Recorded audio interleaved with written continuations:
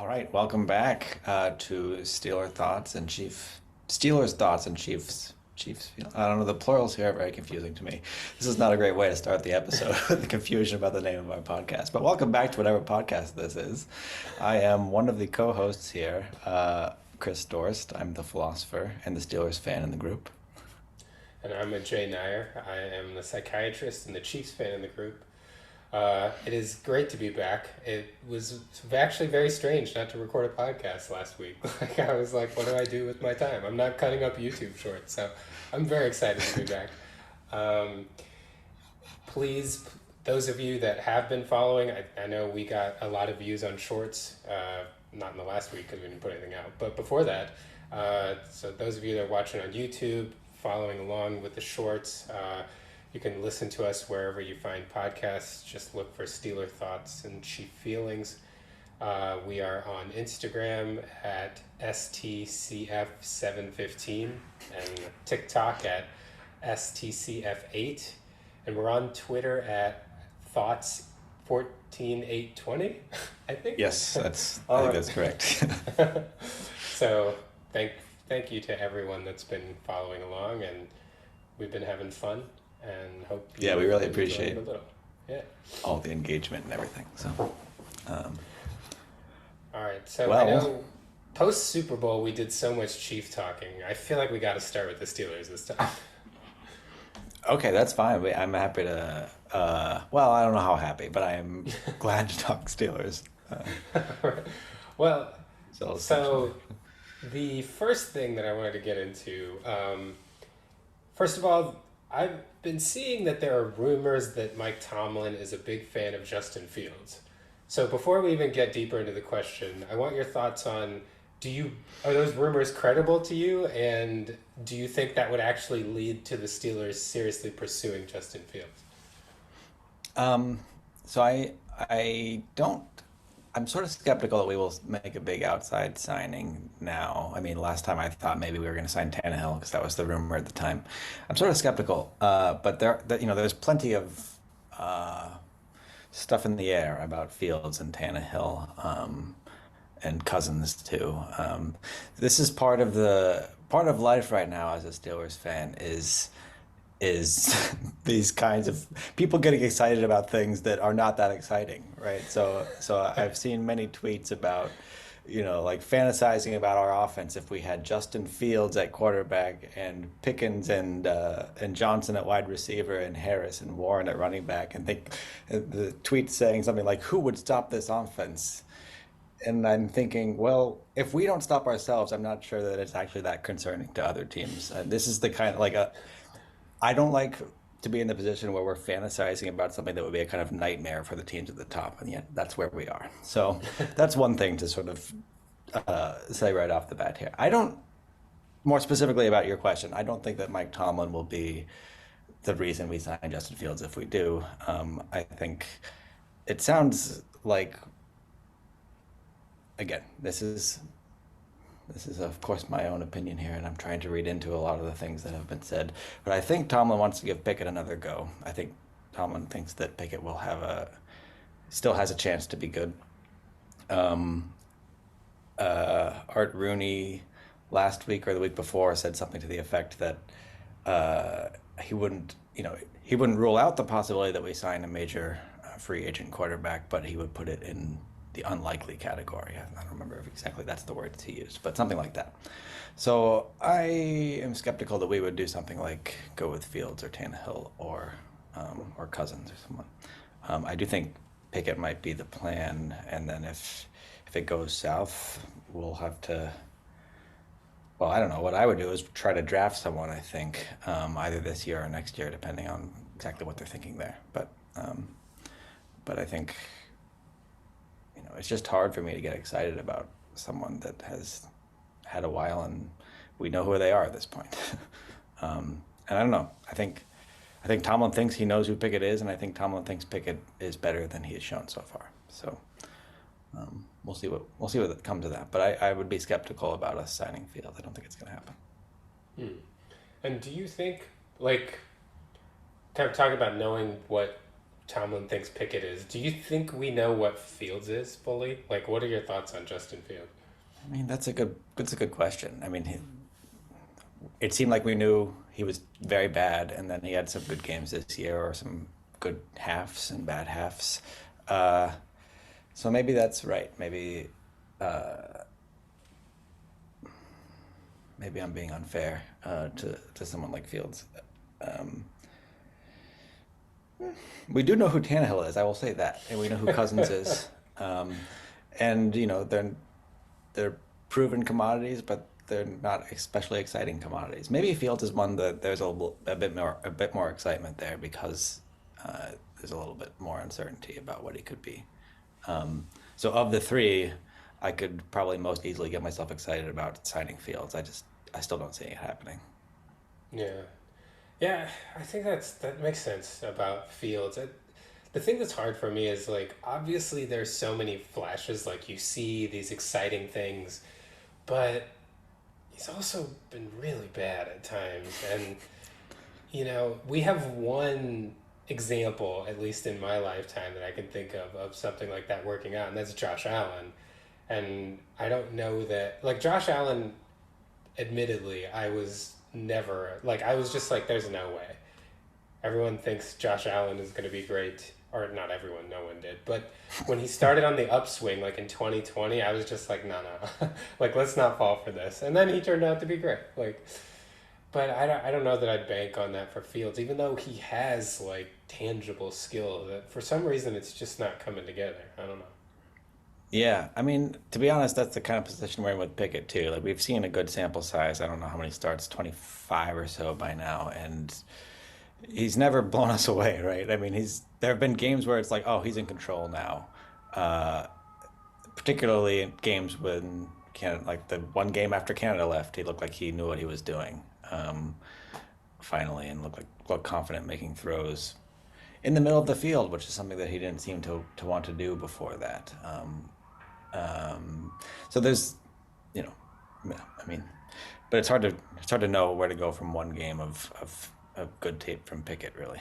I mean, uh, yeah, that's where we are. So I have a whole offseason to get excited about Pickett again, which is somehow I managed to do it last year, so do it again. So let's say it turns out like the Bears are very interested in trading Fields. They're going to draft Caleb Williams, number one overall. They call up the Steelers and they're like, "What are you going to give us for him? What What's the most draft capital you would give up to give him a shot?" That's a good question. Um,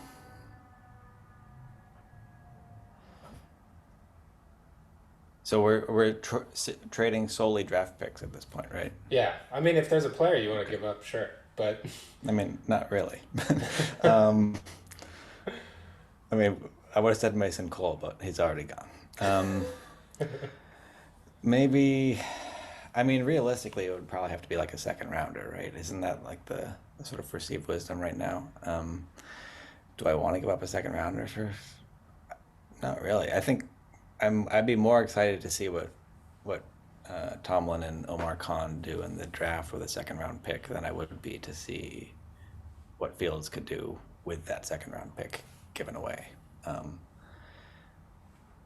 I mean, I would give up a third rounder, I guess. I don't think the Bears would want that. But so maybe basically a we're third with kind some of in extra this. juice on there. So we're basically in the kind of scenario where it's like the Bears feel like they have to get rid of him and nobody else wants him. In that situation, you'd be okay with trading for Fields. Yeah, I guess so. Right, if we can get him really cheap, uh, and then see what. Yeah, I mean it's about as exciting as Pickett at this point. So uh, neither one is that great, or at least that exciting. But at least you have two eggs in the basket, or whatever the saying would be at that point. All right. Um, Next question. I thought about this with Dwight Freeney being selected for the Hall of Fame, just with how iconic his spin move is and how much that is associated with him. He even he claims to have maybe not quite invented it, but been like a real like primary user of the spin move because apparently defensive ends are taught never to turn their back to the offensive lineman. Um, so I was thinking with that, him being associated so strongly with a move, what are your top three signature Steeler features? Just things, it can be an aesthetic, it can be like a phrase, a move, something associated with Steelers that are like, that is this person. Um, Yeah, that's a good question.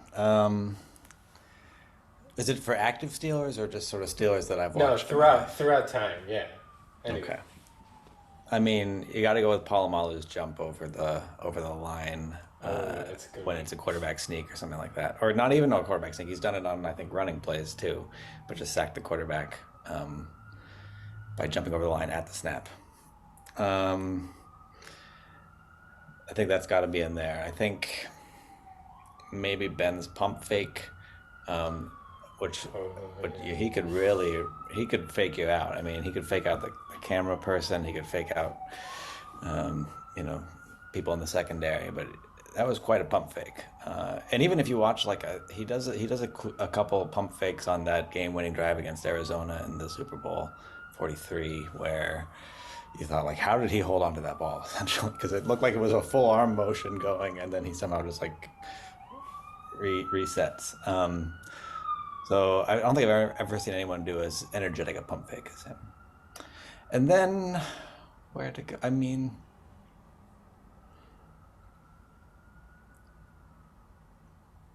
there's some sack celebrations that are fun, right? So TJ Watt's sack celebration is fun, where he like does a big kick, and I don't know if this is an allusion to something that I'm not getting, but I associate it with TJ Watt. Uh, Joey Porter used to do a little like jump and then like wipe the stuff off his shoes, kind of after a sack. That was a fun celebration.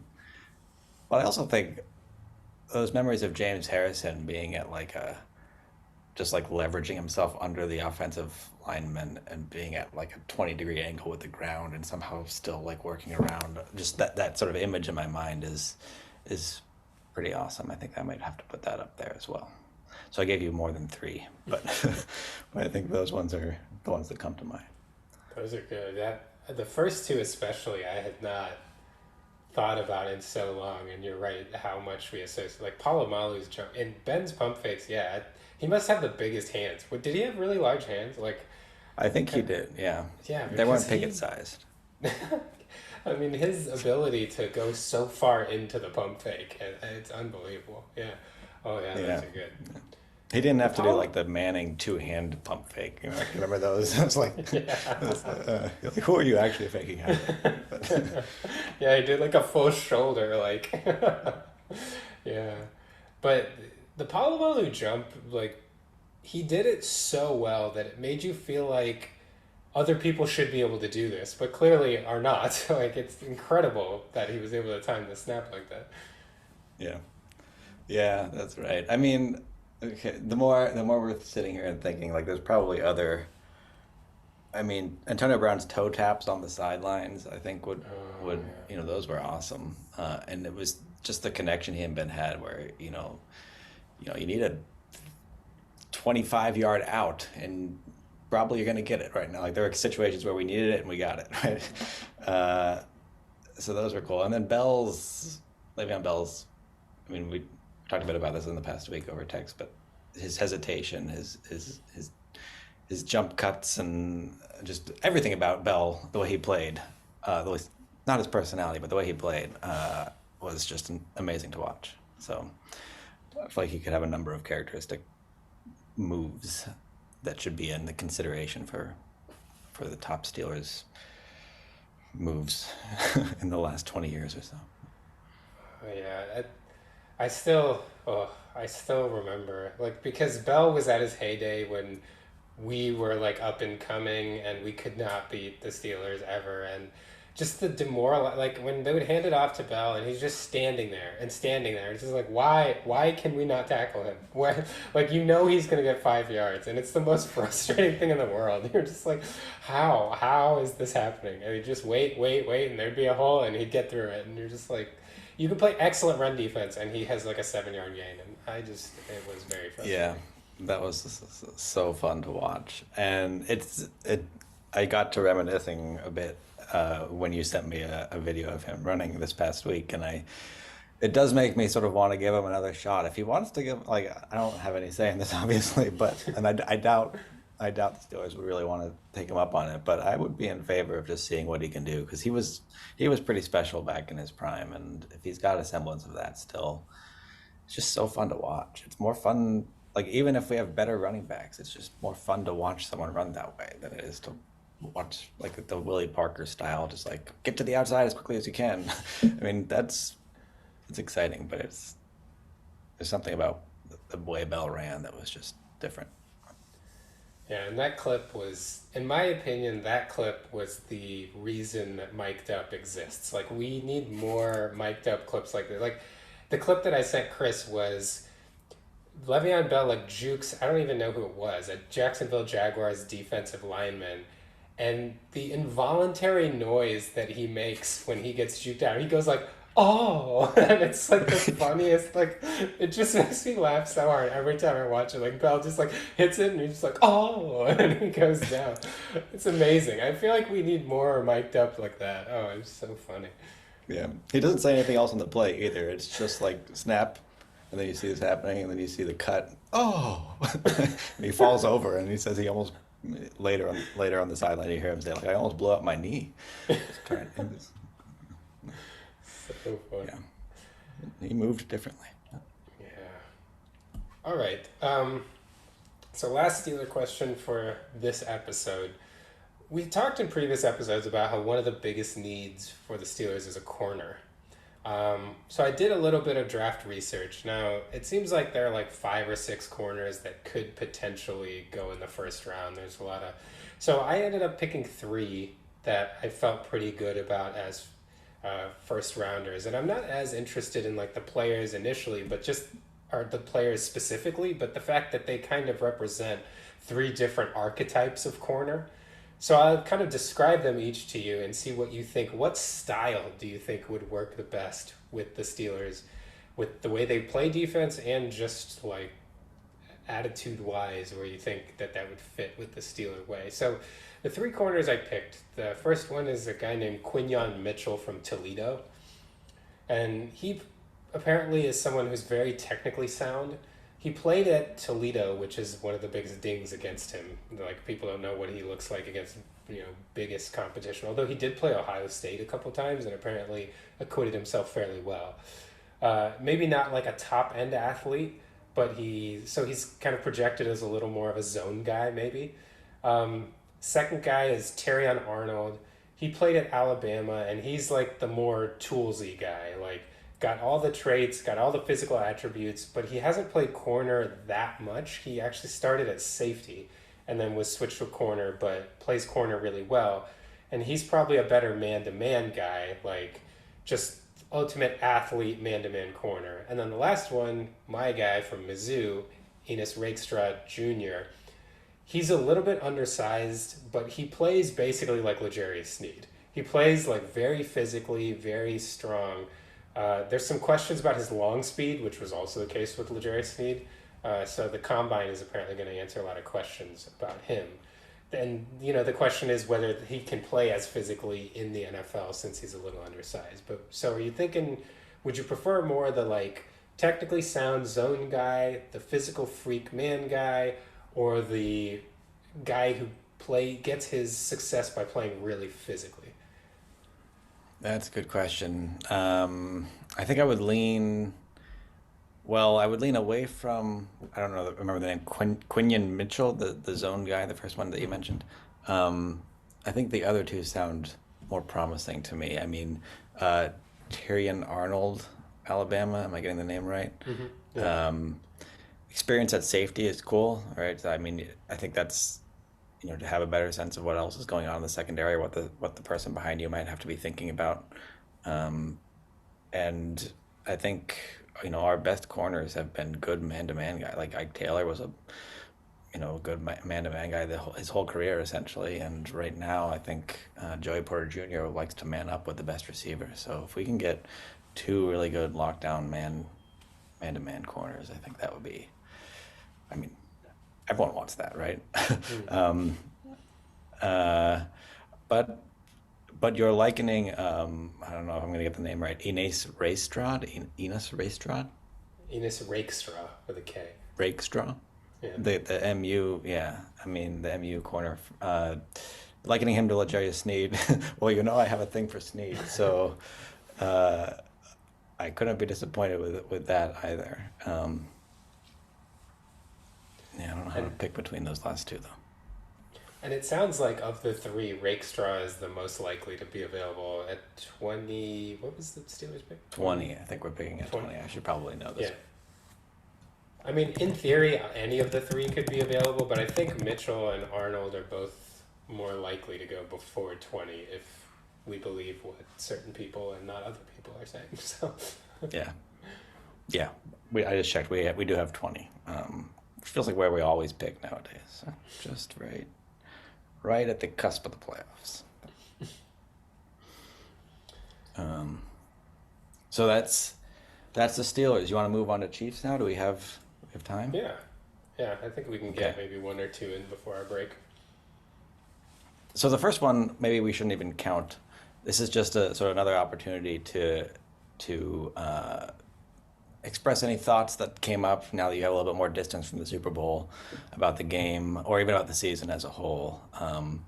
Just wanted to give you a chance to, if you had any more reflections now that you have some, uh, 2 more weeks perspective on it. Yeah, I mean, I think biggest for me is just that it really is one of those seasons that then makes me feel like maybe we could win it any year. Like just reflecting on how up and down, we ended the year 5-5 going into the playoffs. And it like the offense really did have a lot of trouble at times, really struggled at times, and the fact that we were able to kind of pick it up and turn this into a Super Bowl winning team was really, really a tribute to everyone involved. So again, I would say to Chiefs fans, we can't be panicking in the middle of the season, especially when we're winning the division. Just let it play out, and who knows what's going to happen. I think another thought I had is that I didn't really get reflect that much initially on how good Mahomes was to end this game.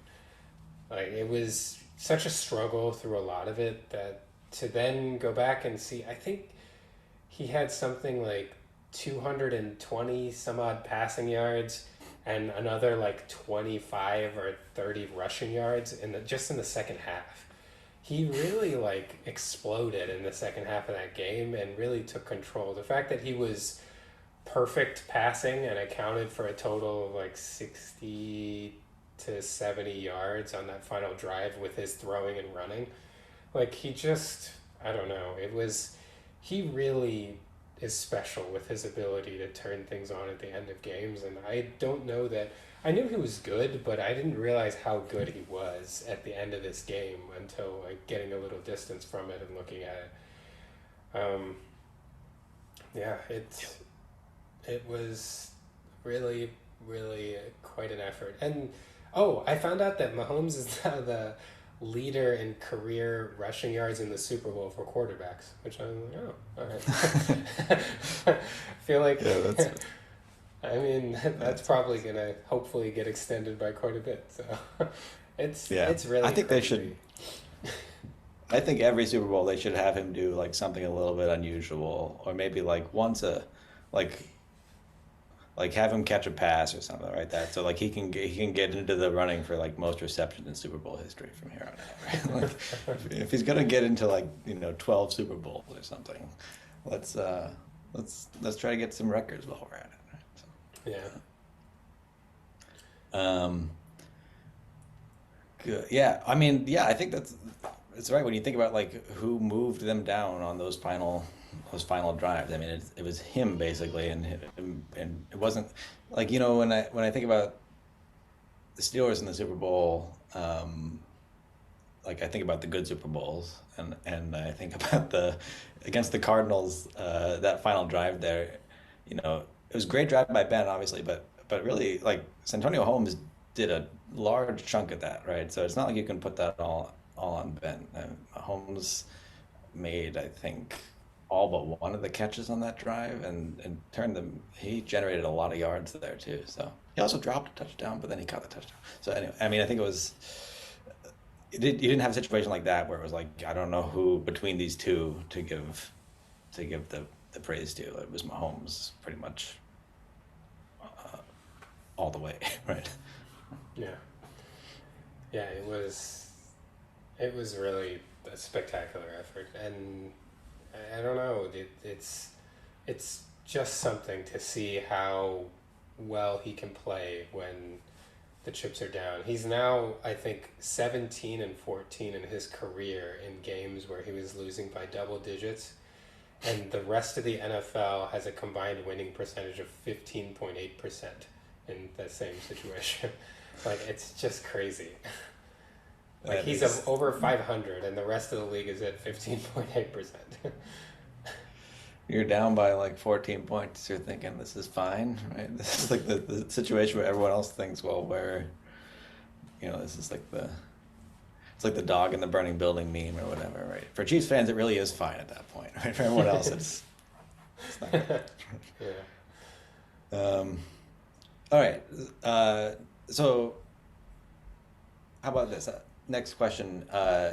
What were your top three off-season priorities for the Chiefs? If you had to say, like, what do they need to? Presumably, these are positions to address, although they could be other things, people to sign or whatnot. But if you had to pick three things that you most want them to do. Well, I think the real big things, everything kind of hinges on whether they're going to be able to bring back Snead and or Chris Jones. So I think for the purposes of this exercise, I feel pretty good right now thinking we're going to bring back one. I would set the over under at 1.5 of the two of them that we're going to bring back. Um, let's assume, I think let's 2 weeks ago, I felt pretty good that we were bringing back Snead and probably not Jones. I think my opinion's changed on that, but I will save that for a later question that I'm going to ask you. Um, but if Jones were to go, I think number one priority is going to be defensive line, especially the interior. We're really thin at defensive line in general right now. Charles Omenihu tore his ACL in the AFC title game, so he's not going to be there for at least half the year. So even at defensive end, we've got Karlaftis. We don't have Omenihu anymore. We have Felix Anudike-Uzoma, who was our first-round draft pick last year, who was really raw and essentially redshirted. So we'll kind of have to see what we can get from him. So our ends are light, and Mike Dana, another defensive end, is a free agent. Then at defensive tackle, we have nothing without Chris Jones. Like Tershawn Wharton, who also played as a free agent. Derek Notty's a free agent. So we're definitely going to have to do something to shore up the interior of our line if we don't have Chris Jones. Priority two is wide receiver. I think we need to, in my opinion, sign a guy and draft a guy. And who we sign and who we draft is dependent on how many resources we put into the other option. I would be fine with like signing a mid-tier guy and then drafting a guy in the top couple rounds, or signing like a Mike Evans type and then drafting someone a little bit later. It just as long as I don't think the Chiefs need to panic on this front. I just think they need to be reasonable. I wouldn't want to overpay a guy. I'm fine with like a deal like we did with Juju a couple years ago. Just get a guy who's looking for something and give him a year for like 8 to 10 million. And then number three for me is probably going to be offensive tackle. So we have Jawan Taylor on the right side. We have Wanye Morris under contract on the left side. Wanye Morris had a couple good games as a run blocker and then kind of really struggled. Donovan Smith, who was in that position, is now a free agent, and I'd be fine with bringing him back on like a 1 year deal like we did last year. But I think we need some kind of answer at left tackle unless we really believe in Wanye. And if that's the case, I'm okay with us addressing the interior because we now, Creed Humphrey and Trey Smith are both in the last year of their contracts coming up this year. Nick Allegretti, who was our backup interior lineman, is a free agent. So we need to think about that area too before it gets out of hand. So assuming Chris Jones is gone, I'm going to go interior defensive line, although I wouldn't be mad about addressing end. Then wide receiver, then tackles, but I wouldn't be mad about interior offensive line instead. How much does that change if Jones isn't gone and let's say Snead is? If we lose Jones, or if we lose Snead and we keep Jones, I'm still not that worried about the secondary. I don't want that to happen, but we have McDuffie and we can basically we're not going to be like we were this past year where it was like we can do so many crazy things on defense because McDuffie and Snead can just lock everybody up. But we won't be in that position anymore. But if we rode with McDuffie and then we have Jalen Watson, Joshua Williams, who are good corners, they're just not amazing corners. Maybe we devote like another late day 2 or day 3 pick on a corner because we've been okay at like looking at guys in that range. And we have a guy named Nazi Johnson who was a 7th round pick 2 years ago who was apparently awesome in training camp and then tore his ACL. So if he's anything, then that might be another person. So from a numbers standpoint, it makes more sense to let Snead go, but I don't know. It's just such a weapon to be able to be set at corner and be able to be that much more creative on defense. Yeah. Yeah. Um, okay. I mean that dovetails very nicely with another question that I had for you, which maybe we could briefly address before taking a break. You've talked a bit about this before, but if you had to only keep one between Snead and Jones, who would you want to keep at this point? Um, Man, that's hard because I think like money wise, well, so the answer for me was Snead before, and the answer now might be Jones, and the difference has been the change in the salary cap. Which I won't get into a bunch because I have a question for you about it, but because we have a little extra wiggle room, I do, and the problem is like Chris Jones's agents have not proven to be the most fun to negotiate with, and if they see this salary cap going up as an opportunity to kind of gouge us for more money, that would be tough. But like, I think we could give him he really wanted 30 million a year last year. I'm okay with giving him 30 million a year this year with the new salary cap situation. So if we could get him 30 million a year for, let's do 3 year, $90 million deal or something, fine. Let's do that. I think we should be able to get Snead too if we did that with Jones, but that's, if we had to pick one, I guess I would pick to do that because as much as I love L'Jarius Snead and we would miss him dearly, we just have more options in the secondary than we do at defensive line. Mm-hmm. Yeah. Yeah, that's what I thought. I thought you would say. When I first wrote this question, it was if you could only keep one, why would it be Jones? So I think that's what I was expecting. But you were more ambivalent about that than I was thinking. I mean, I don't blame you. I think Snead is awesome, and I like what you can do when you have two shutdown quarterbacks like that. It's awesome. That's the dream, I think. I mean, we were able to man up San Francisco, which nobody else could do successfully. Like that, I feel like Yeah, that's the reason we beat them because we had those two great corners. I mean, one of many, but a key reason. yeah, yeah. Well, do you want to take a break and then come back and do a little bit more Chiefs stuff and then general NFL stuff? Sounds good. And we're back. All right, we'll continue on with more of the state of the Chiefs. Yeah. So I have, well, in some sense, you kind of already addressed this one, and it's highly contingent on, I guess, what they do with Jones and Snead. But what position do you want them to be targeting in the draft, especially in the first round of the draft? Yeah, drafting where we are at the end of the first round, it doesn't sound like there's a ton there as far as interior defensive line. There's a guy named Byron Murphy the second out of Texas that people are saying is really good, but I don't think he's going to be there at 32. There are a ton of receivers in this draft, which makes it seem like, do you wait or do you feel like there's enough top end talent that you can pick somebody that we've been mocked like a couple guys. There's a guy named Jalen Polk out of Washington. There's a guy named Adonai Mitchell out of Texas.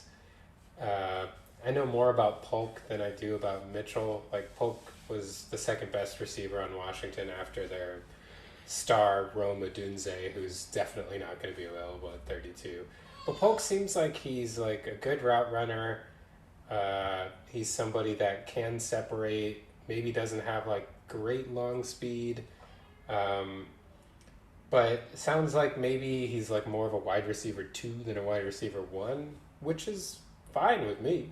Like I Hmm. feel like a wide receiver 2 is perfectly fine, at least in our offense where Kelsey kind of operates as the wide receiver 1 anyway. And I think with Mahomes, you kind of just need to have a couple guys that can reliably get open. You don't need a superstar per se. So the other guy who keeps coming up, who I think would be very intriguing to me, is this guy named Lad McConkey out of Georgia, who really looks, and I hate to make this comparison because it's like the white guy for white guy comparison, but he's very like Julian Edelman-y, um, which I think could be cool because weirdly enough, I think that would be like a Travis Kelsey replacement when Kelsey retires. Like he's a great separator. He gets open in like short intermediate areas. Just really reliable to get open. He has like kind of been hurt a little bit. Like he got hurt this year and missed some games, and he got hurt last year or maybe the year before.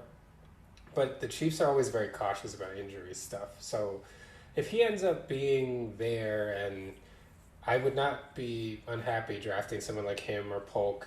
I need to look into Adonai Mitchell more to see. Like people seem very excited about him, but I don't know anything about him. So maybe he would be even better. But so if we really feel like those receivers are like top end quality that we can get down there, I'm fine with that. It sounds like there are a ton of corners that could go in the first round. If we do lose Snead, I don't think that's an immediate area of need, and I don't know that. But Veach has really shown that if someone is like really good in his eyes and they fall, he'll draft them even if they're in a position that we kind of have. I don't think you go interior offensive line that early. There is the ability to get defensive interior players later in the draft. Maybe not pass rushers, but definitely your run stuffing guys you could get even later. So I don't know. I think ultimately it would be nice to go receiver. It would also be nice to. I wouldn't mind like stocking up at another end if an end falls. I wouldn't want interior offensive line. If a tackle fell, I would be fine with that, like a left tackle. But I'm really kind of looking at those receivers. If there's anyone who we feel like kind of falls below their draft value, or since there's so many corners, if somebody falls below their draft value, both of those would be perfectly fine with me. Or if a left tackle fell, those are kind of the three most likely, I think. Hmm. Do you think the surplus of corners um, plays into their decisions about Snead and Jones and when they're thinking about who they can keep? I think it could. I I do think that more than anything, though, it's just going to be the money. Like, Brett Veach historically actually has not put in a lot of resources into the cornerback position. He drafted McDuffie in the first round, and besides that, he hasn't done anything more than a fourth rounder on a corner. Snead's a fourth rounder. So if he kind of resorts to that line of thinking, it wouldn't surprise me if he let Snead walk for that reason and that reason alone. But having two great corners has just been so good that it makes you wonder. And the other thing about Snead that makes him different, and McDuffie is this way too, is that they play the slot and outside well. So it's not like you're just getting an outside corner. And both of them, not so much Snead anymore, even though he did play safety in college. But McDuffie will drop and cover like a deep half too. So I definitely think that I don't know. I just think Snead is, or I think Veach is really just going to look at if he feels like someone drops in value, he's going to pick him, and he shows that he doesn't really care that much positionally, but he does seem to have the ability to find good corners late and to make them into people that get big free agent contracts, like Snead and Charvarius Ward before him. Yeah. Charvarius Ward was an undrafted free agent by the Cowboys, and we traded a lineman for him out of training camp, and so I don't know. Maybe Veach just thinks he's got it. Yeah, well, he might have it. uh, it sounds like how we used to approach wide receivers. We like, I mean, usually we drafted them and we knew what we were doing somehow or other, uh, but we do not know what we're doing with corners historically. So, um, okay, last question I have for you about the Chiefs. What, realistically speaking, what do you think the biggest mistake is that they could make this offseason? Like, so think about like a mistake that they could make in team building, presumably. I mean, I guess it could be some player goes and does something stupid, but that's hard to predict. So, like the biggest mistake that you think is a realistic possibility of happening that they would do, and you would be worried about. I think the biggest mistake they could make would be, like, as far as something I could actually see happening, would be them being like, well, last year proved that Mahomes can make anyone good, so we don't need to invest in pass catchers at all. Like, so we can just run it back like we did last year. Let's see if, Sky Moore and Kadarius Toney and all them can figure it out. Like, this whole crowd won a Super Bowl last year, so we don't need to upgrade at all. I think that would be a huge mistake and would be terrible. Yeah, yeah. It would be a mistake in maybe a couple different ways too, right? It would be a mistake in the sense that it's not clear that they are going to be reliable going forward, no matter how good Mahomes plays. Although if he can play like he played in the playoffs, maybe they'll be fine. Um, but also, you kind of would, I mean, I guess this is not so much of a worry. Mahomes isn't going anywhere, but you want to make him kind of happy. He's done some great things for you. Give him some people that are going to let him have fun, I guess. And then, not to take a shot at your current wide receivers, but I think that you know keep the franchise quarterback happy is not a bad idea. No, I think that's a really legitimate consideration that like you want to do things that make him happy and uh, don't and also if nothing else like this is a guy that throws he has 5 touchdown games every year and he didn't have one this year. Hmm. Did he have a 4 touchdown game? I think he might have had one, but like this was such an aberration for Mahomes statistically. Like you have a guy that can be put up spectacular numbers without anything too crazy as far as his weapons, and so it should give you some pause to see like how that. And I understand if the calculus is that like we had to choose defense or pass catchers and we wanted defense, I'm all in for that. But I do think we have the ability to make multiple moves with how young our defense is. Um, and so I think neglecting the pass catchers would be a big mistake this year. Yeah, seems right to me, but what do I know? Okay, well, that's all I have for you on the current state of the Chiefs. Do you want to move on to some general NFL questions? Yeah, let's do. I can start us out with the question that I've been kind of jumping around this entire segment, so I can ask it and we can actually discuss it. So the NFL salary cap jumped $30 million. Now we're up at 255.4 million, which is about 10 million over what a lot of sites like Over the Cap and them had been projecting just like a week ago. Um, so, the initial thought that everybody has is like, yes, my team has way more money to spend. But like then when you sit and think about it, everybody's cap number is going up. So what kinds of teams do you think actually will benefit from this since everybody gets the cap space and since free agents also know that everybody has cap space and will probably ask for more? Like what teams do you think are actually going to benefit from this?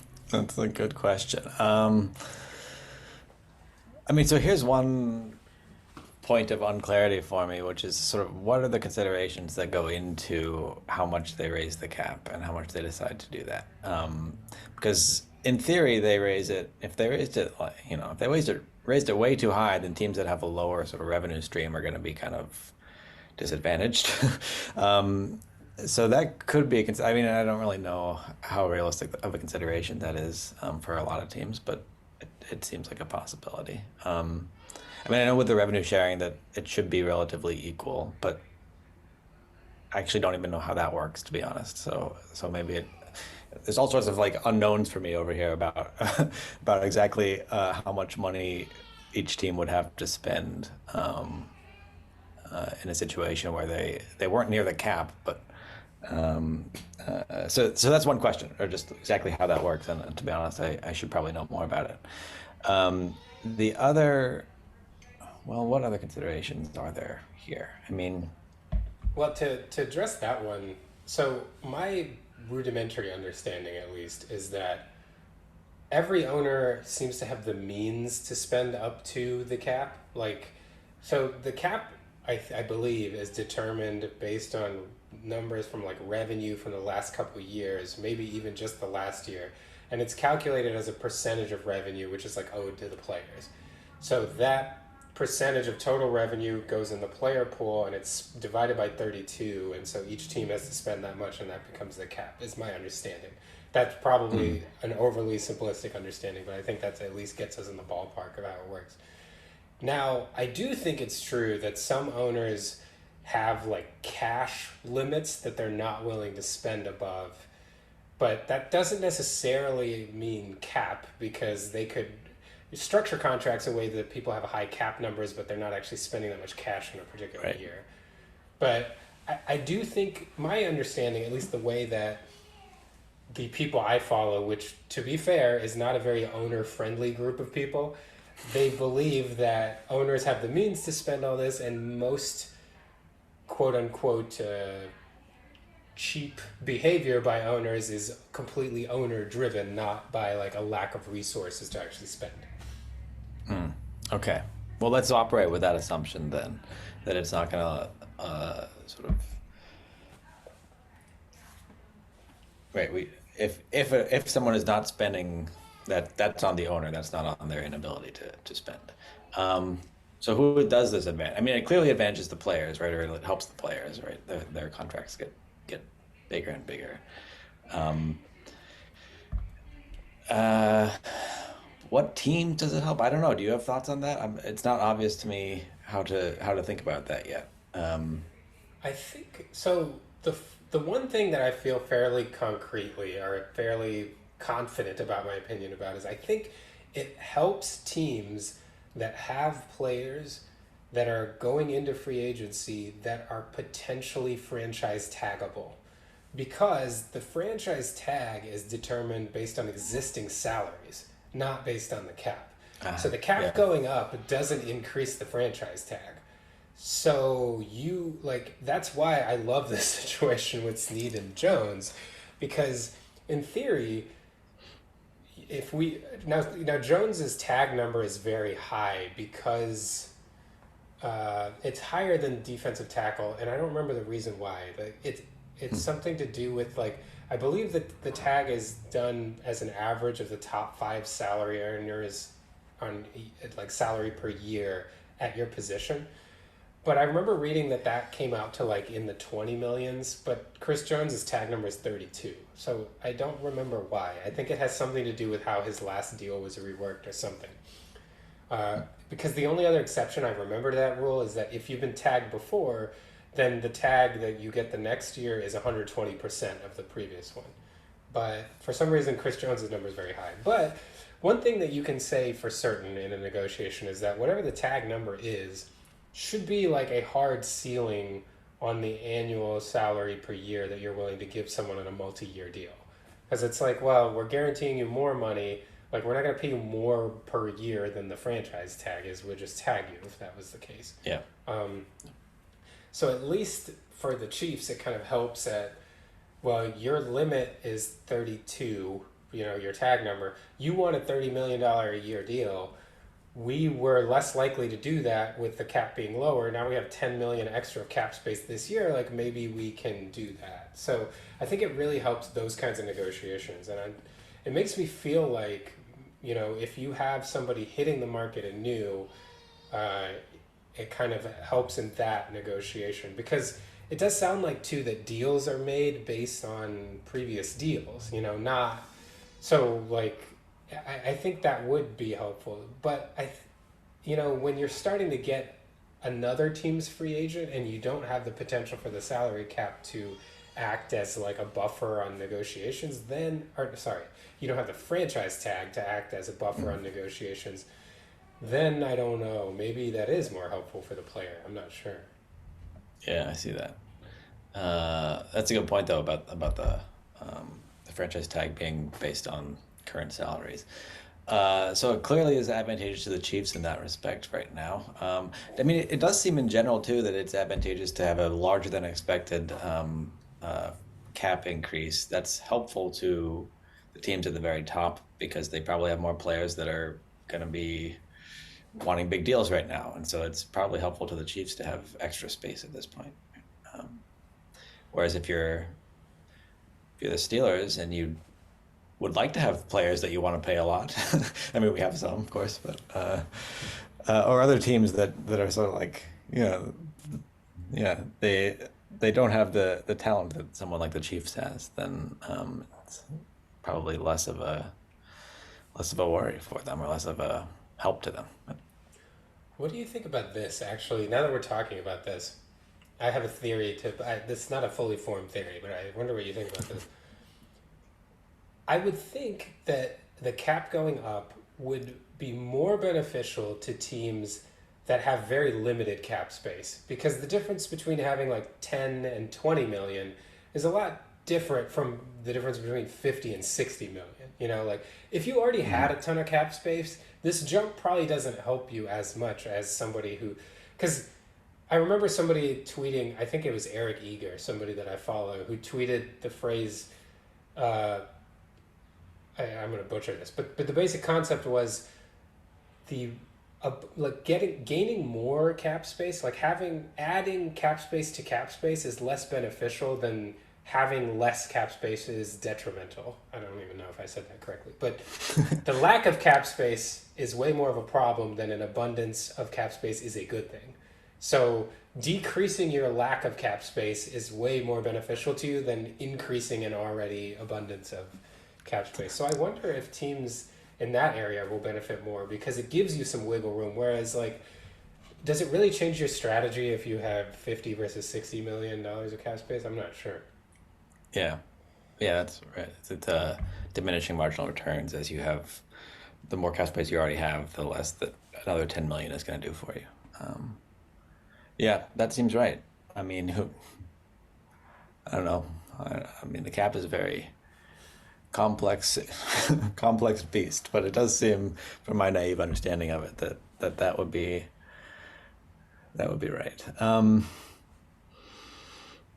What? Okay, let me think. I'm trying to decide which of my general NFL questions I should ask to you here. I mean, since we're approaching talk of the draft, or at least the time when people talk about the drafts, um, the draft singular. I'm curious about the appeal of the mock draft.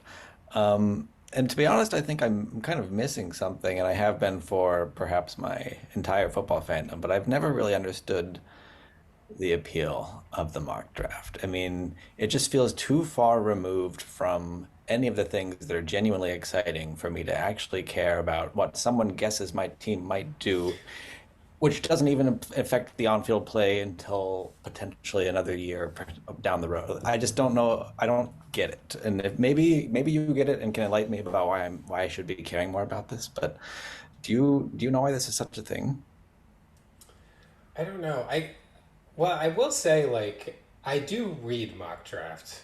I don't know that, especially now, I think I used to care about them a lot more about 10 or 15 years ago when very few people did them.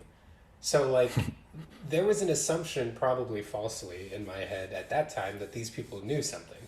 Like, you know, and that at least it was, to me, a way to give relative value to players because I had no concept of how to evaluate a college player, which to be fair, I don't now even.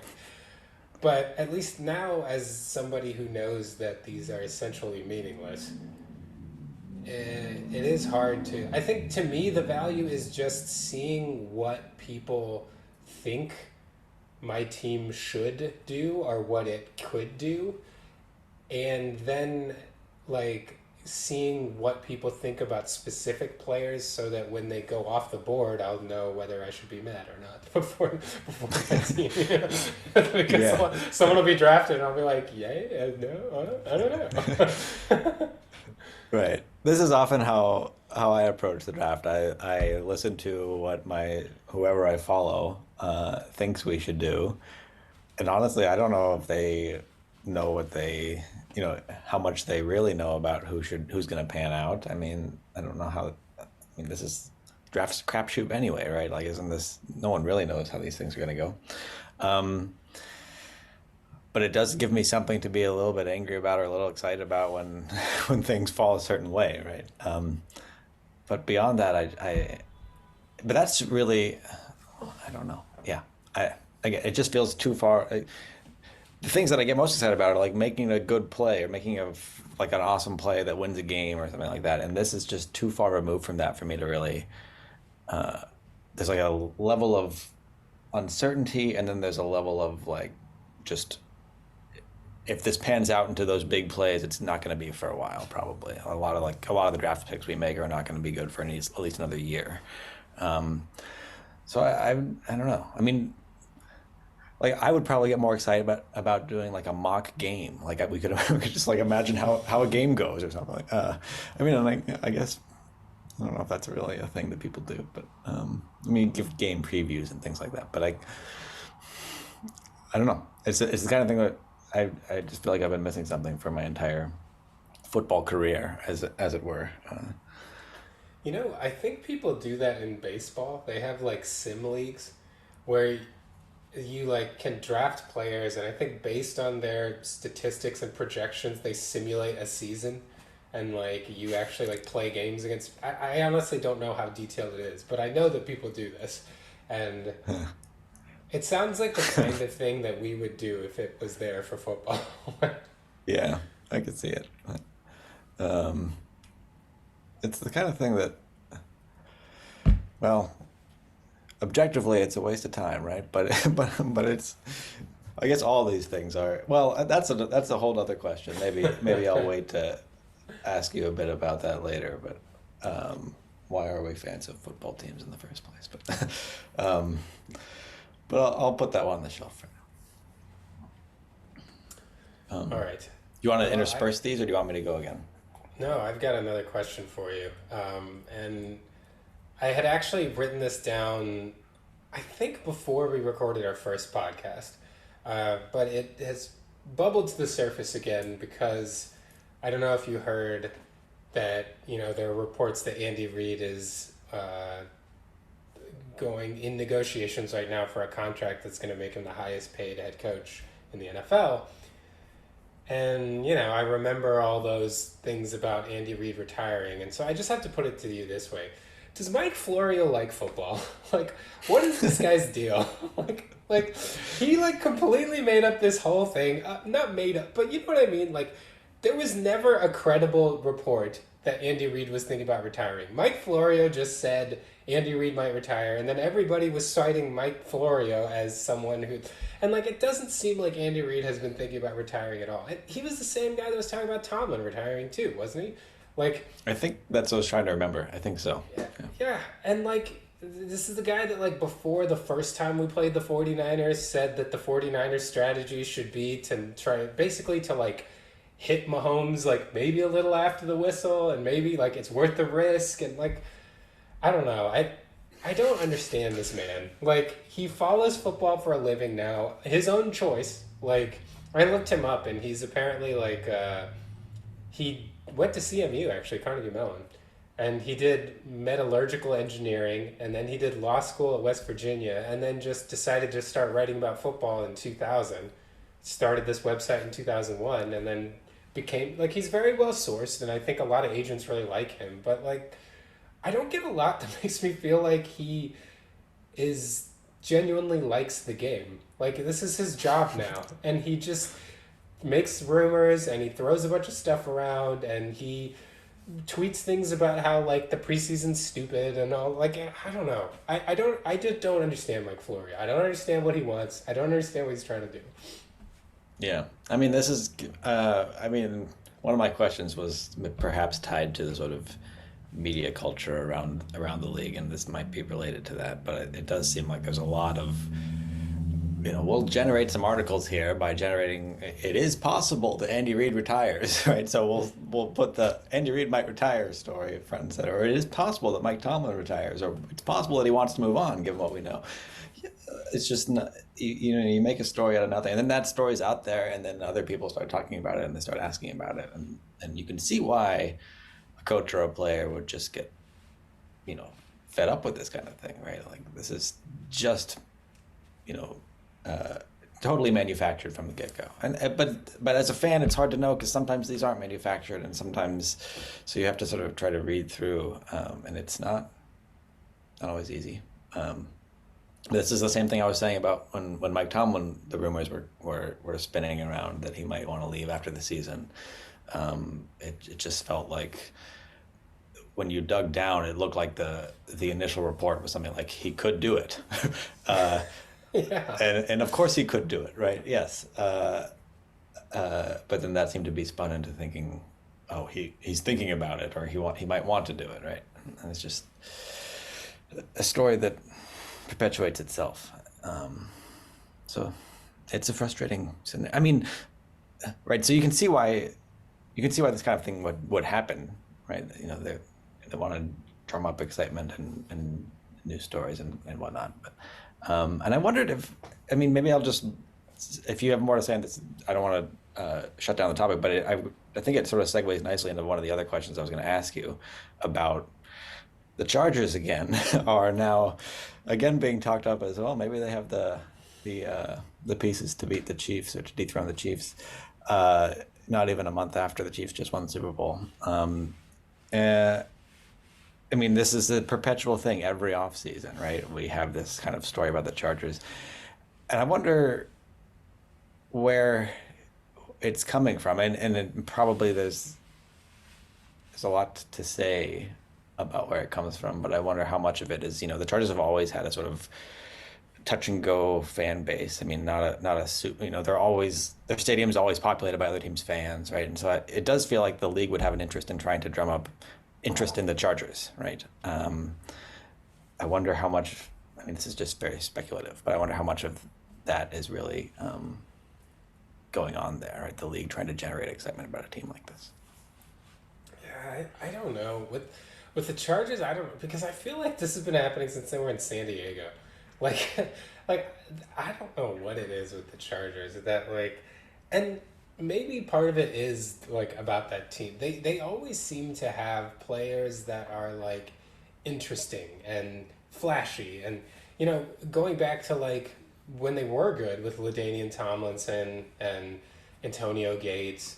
And then it was like after that it was like, well, they still have Phil Rivers and they still have Antonio Gates and then they come in and they draft Joey Bosa and it just always seems like for whatever and then ultimately we end up with Herbert and there's like enough flash there that it seems exciting enough that people just talk themselves into it. And even people that I really respect are like, if the Chargers could just stay healthy, Brett Coleman, who's like he's a YouTuber that like is such a good film reviewer that he's been hired by the NFL to like review some of their all 22 and make videos about it.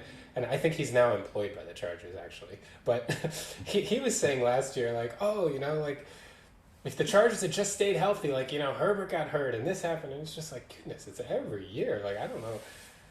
Maybe you're right. Maybe there is some interest in making like, bringing, I don't get it. Like, because it's one team. Like, I get it with the Cowboys and stuff. Like, everybody talks about the Cowboys all the time. But the Chargers, like, nobody talks about the Chargers. Or, like, nobody cares about the Chargers as fan-wise, but every Yeah. year it just becomes a thing. Like, oh, the Chargers are going to win the West. The Chargers are going to win the West. Okay.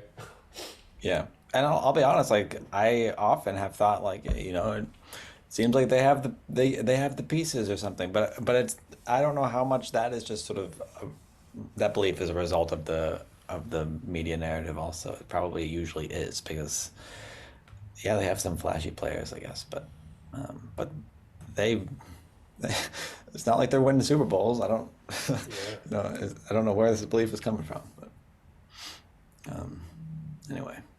Do you have anything more to say about the whatever I shut down discussion of? What did I shut down discussion? Oh, the Florio discussion. Well, Yeah, just that. I think the thing that uniquely bothers me about Mike Florio is that it's interesting. Like as a fan, you're talking about how as a fan it can be hard to like tease out what's real and what's not. I feel like what we usually lean on is like we know the hacks from the sourced people. Usually, like they're when Skip Bayless says something like I don't care, or like those talking head people, like you just let that go. But at least in the past, like Mike Florio, we know is very well connected. He sometimes gets scoops before everybody else, and somehow has decided to parlay that into just like. I think that the part of it that annoys me the most is that he's just so. It seems like he's so mad about everything. Like why? What? Like what makes you so mad? Like you chose to do this and cover people. Like he got to a feud with Kyle Shanahan for a little while. I don't get it. Like I don't know. I like what are you so mad about, Mike Florio? Like what's the problem? It really feels like he doesn't like football. I'm just like why are you doing this then? maybe he's bitter Like that this is what he's doing now. It's like I liked football and now I hate it or something. uh, yeah, we should that should be the title of this episode. What are you so mad about, Mike Florio? I'm so um, mad about Mike Florio. Yeah, I just don't get it. I but I like every time now like it just feels like of all the like well sourced like reputable websites when you see something dumb or annoying it's always pro football talk. Like it's not, it's you don't hear like Peter Schrager from Good Morning Football like saying something just complete or I mean Adam Schefter has his moments of saying yeah, things that you're just kind of like oh I don't know about that, but Jay Glazer isn't saying a bunch of dumb stuff, you know what I mean? Like I don't know, it's annoying. Jay I don't. Glazer said I think something in the I don't think he was the first, but he did say something in the Mike Tomlin spin cycle there, Oh, he did. um, which I mean, to be fair to that story, I guess Tomlin was a little bit more cagey about his future, and I mean, we talked about this in another podcast, but he was more cagey about his future in his end of year press conference than usual. So again, there could be negotiating reasons why he's saying what he's saying there, but I mean, okay, there could still be some. I still accord a little bit of credence to the fact that maybe he was thinking about whether or when he would want to step down at least. Yeah, but I don't think Andy Reid was ever thinking about retiring. Like, Mike Flores is a lawyer, so I don't want to make him mad and try to sue me or something. But I personally, it is my belief, I am alleging that there was no basis to any of this about Andy Reid retiring. I don't think he was considering it at all, and I just don't. I don't know. And if that came from somebody else who didn't seem to actively hate everything about football and talk about, like, just complain all the time about different things that are happening in football, maybe I would not care so much. I don't know. This is something I should examine. I didn't realize how mad Mike Florio makes me. Like, why? Why do I care so much? I don't know, but clearly he makes me mad. Well, it's good to have semi-personal relationships with these people, right? Um, Uh, do you all want right. to, let's see, want to take a break and then come back and do some anecdotes? Yeah, sounds good. And we're back. Um, well, during our break, we had some exciting news.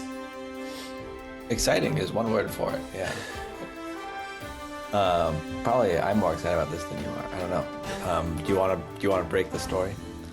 All right. Well, it turns out that while we were taking our break, the Chiefs have apparently had discussions with L'Jarius Sneed, and it's been reported now that they're planning to use the franchise tag on him.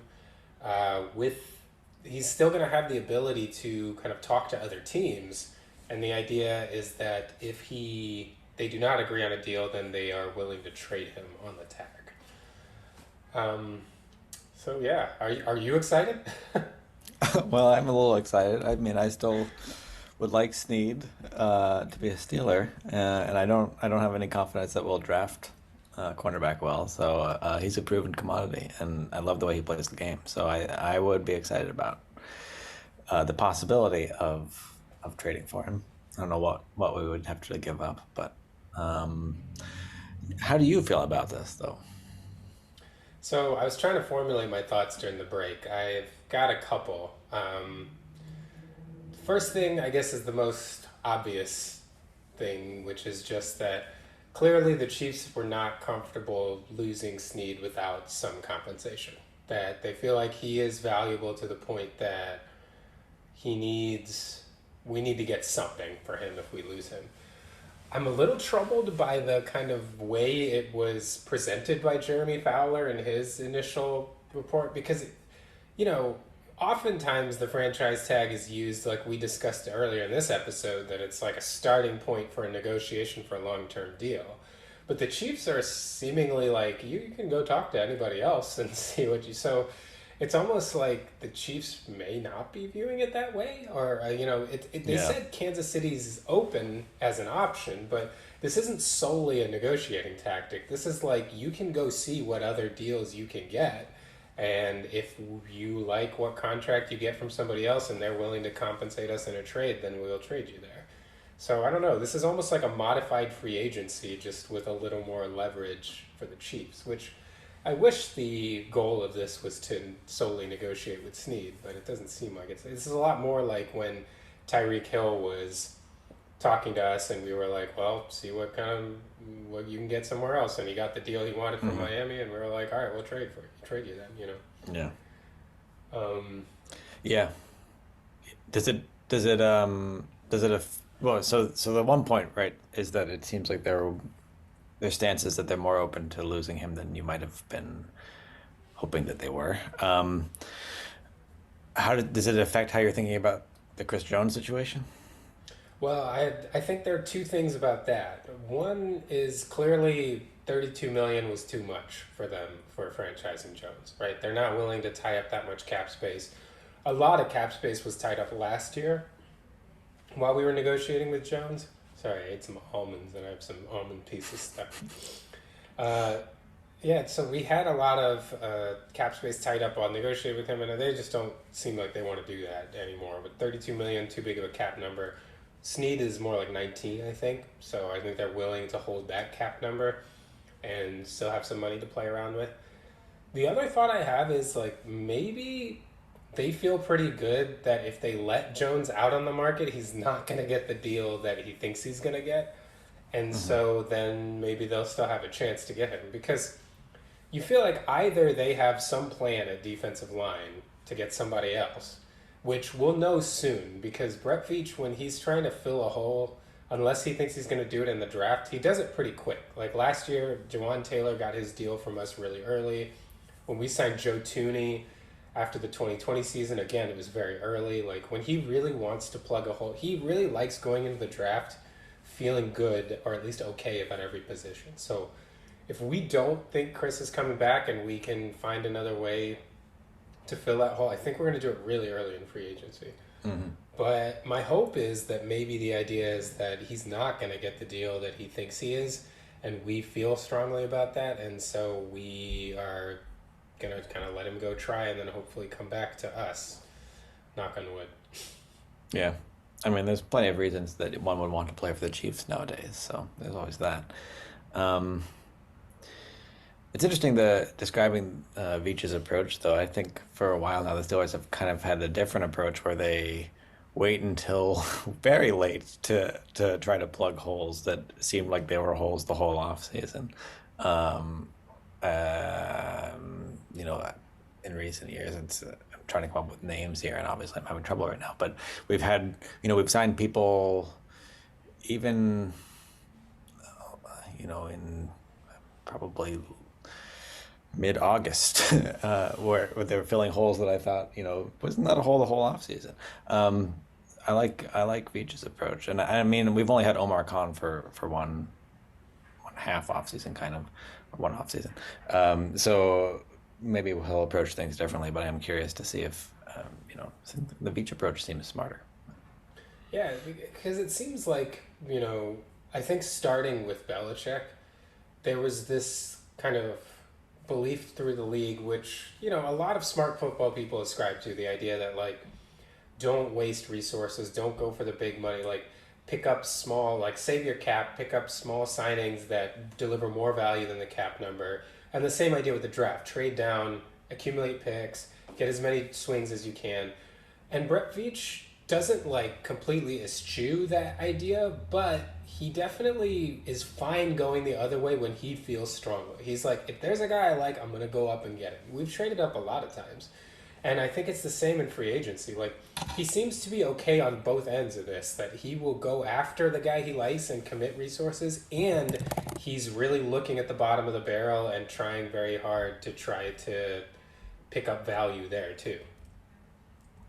I just want to comment on your pronunciation of the word eschew there. I had always pronounced that as a shoe, and now I Googled it, and it looks like it is a hard CH. I'm just going to listen to what Google tells me this sounds like. Oh, yeah, that's a hard CH. Wow, okay. Well, thank you for not making me look like a fool when I pronounce that. I'm sure I have looked like a fool in the past, but it is eschew, folks, not eschew. Um, Anyway, I don't think I took my take home from that point was probably not what you intended it to be, but I feel like I have learned a lot here. Um, Well, I don't know. If you see anything about the way that we interact, I feel like that's usually what our take home, like our take homes are generally things that most people would not be taking from a conversation. And I don't mean that as a yeah. compliment to us at all. No, we focus on the uh, things of less significance, you might say. um, okay. Anything else to discuss before we reminisce? I don't think so. I'm interested in this bet. Man, it does like I'm starting to, as I'm getting processing this more, I am feeling a little bummed that it does seem like the initial goal is not to bring Snead back. Like this really does feel, and hopefully something will change. Maybe the initial portrayal wasn't right, but it seems like this is very much going like the Tyreek Hill situation, although Tyreek Mm. wasn't a free agent, but it kind of feels like Yeah. that. I, I wonder, yeah, I guess you wonder what the market would be for Snead right now. I mean, having just been on a Super Bowl winning team and played very well, very prominently all season, I think it probably is quite high right now. So I he mean, might be if right that he can get a good deal that way. Yeah, I mean, if there were ever a sell high season, like this is clearly the best season of his career. Like one could argue, better have someone else pay that than pay you for it rather than you pay it yourself. I mean, I could hear that Yeah. argument. And the one thing that Brett Veach has not compromised on, except for Travis Kelsey, and I guess you could argue Joe Tooney. He does not like paying people past 30, and Snead's already 27. He was an older guy coming out of the draft. I mean, it's the Chris Jones issue too. Chris Jones is going to turn 30 this year, so Tyrann Mathieu, Mm. they let him walk at 29, so we'll see. Yeah. Well, we'll see where this is headed. Um, so I think last time I gave the first anecdote. Do you want to go first this time? Yeah, I guess I will. I'm gonna do more of kind of what you had done in a prior episode, where I don't have a specific episode to delineate, but rather just well, I have a very brief episode, but it's not enough to be an episode on its own, to be a story on its own. But this is actually about you and just you. Um, that just so our listeners know that Chris, about the time when we were in junior high school, was got a reputation, very notorious for being fairly. I guess I would call it like a sleight of hand. Like you got really good at like taking things from people or putting things in people's pockets or like it was not uncommon for someone to like be missing something and someone else to randomly find it in their pocket. And it turned out that like Chris had taken someone's pen and put it in someone else's pocket. And the one story, my story is just the specific memory that prompted all this was one of our fellow like eighth graders maybe was walking out of the cafeteria and we were like almost back to the school. Our cafeteria, we actually had to walk outside for, you know, 5 to 10 minutes to walk between the school and the cafeteria. And we're almost back at the school. And he reaches in his coat pocket and he pulls out a spoon and he's like, "Got Chris!" I'm like, didn't know what to do with it. They've been surreptitiously placed in his pocket during lunch. So I remember that. And that is, I feel like it became a fairly well-known thing that if you found something you didn't expect in your pocket, it was probably Chris that placed it Yeah, that's a fun. I don't do that anymore. Maybe I should get back into that because that was pretty fun. there. I mean, I feel like I might have grown out of it, but as you're describing it, I gotta say, those were fun times. So It was see entertaining if as I a can bystander, I'll tell you that. let's see if I can find a context in which it would not be too immature to do something along those lines again. It would be tough. Um, okay, so mine was also not really a particular episode, as opposed to just a kind of period where it was also, I think it was in ninth grade, and we were in newspaper class together. Oh, no. And we had a number of experiences in newspaper that were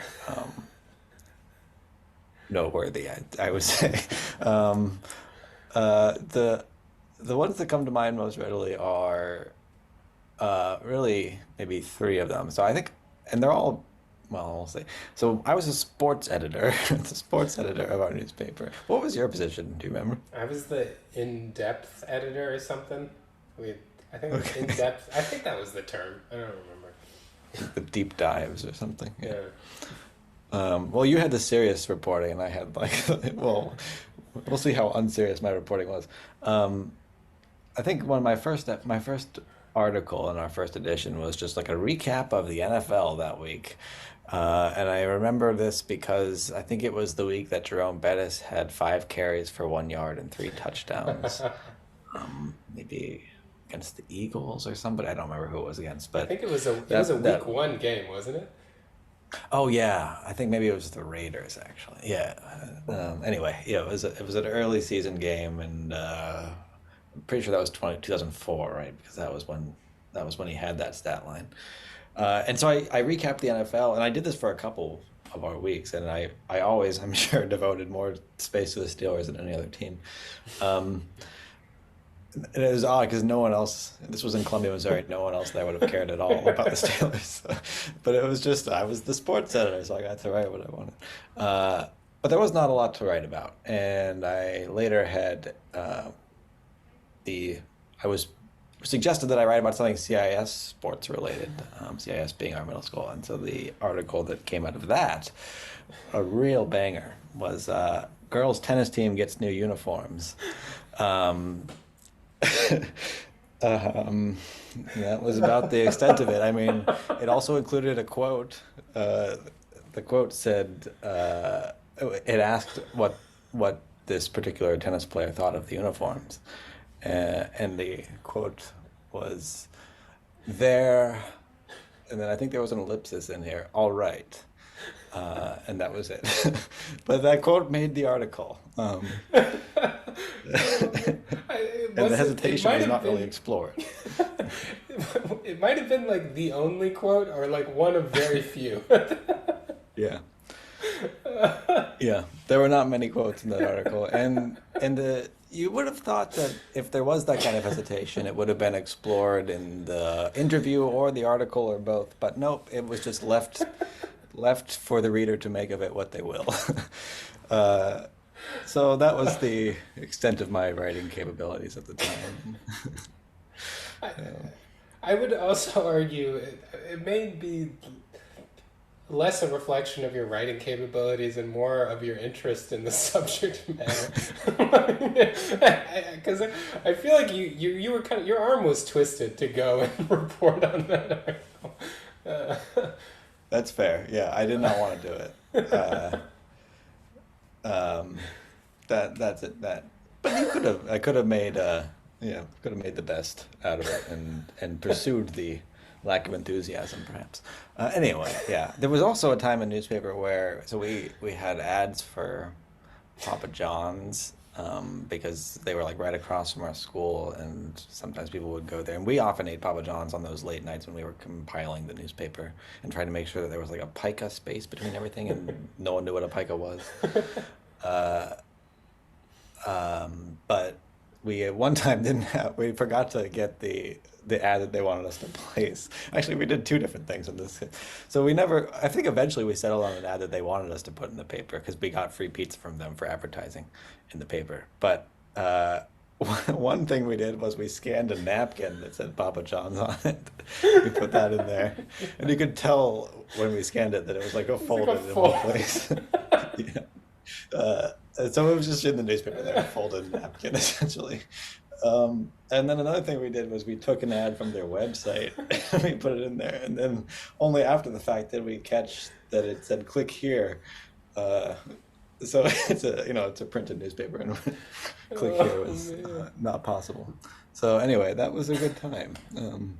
I'm sure there were other stories from newspaper that I'm not bringing back right now, but um, there were some good ones. Yeah, there were. There's one. I'll have to ask you offline if you want me to tell this story. Maybe this will be a tease. If you're interested, then maybe next time our listeners will hear this story. But Okay. oh man, that napkin one was is because you also like for the list like you got to think this is like 2004 era scanner. Like this isn't like we weren't like cropping this image or like taking the logo out or like it looked like a napkin. It definitely looked like a Even napkin. like the kind of texturing you could see it. Yeah, right. Oh Yeah. man. Yeah, that was I had placed that uniforms article somewhere deep in the recesses of my brain that I when you started talking about CIS centric is when it came to my mind. I didn't remember the exact quote, but I remember who gave it. I remember I just remember how insipid that, that interaction was in the paper. Like that was my favorite part is the you got a quote from someone who clearly cared as little about this as you did, and that was reflected in the article. I thought it was a great piece of work. It was fantastic.